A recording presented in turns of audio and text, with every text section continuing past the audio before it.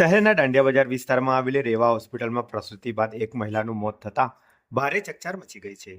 મહિલાના પરિવારજનોએ તબીબી બેદરકારીના આક્ષેપો સાથે હોસ્પિટલ ખાતે હોબાળો મચાવ્યો હતો. મળતી માહિતી મુજબ મહિલાએ હોસ્પિટલમાં બાળકને જન્મ આપ્યો. પ્રસૂતિ બાદ મહિલાને અચાનક દુખાવો ઉપડતા તબીબો દ્વારા સારવાર શરૂ કરવામાં આવી હતી. જોકે સારવાર દરમિયાન મહિલાનું મોત નિપજતા પરિવારજનોએ હોસ્પિટલ તંત્ર અને તબીબો સામે ગંભીર આક્ષેપો કર્યા હતા. ઘટનાની જાણ થતાં પરિવારજનો મોટી સંખ્યામાં હોસ્પિટલ ખાતે એકત્રિત થયા હતા અને ન્યાયની માંગ સાથે વિરોધ વ્યક્ત કર્યો હતો. પરિસ્થિતિ તંગ બનતા હોસ્પિટલ તરફથી કંટ્રોલ રૂમમાં જાણ કરવામાં આવી હતી.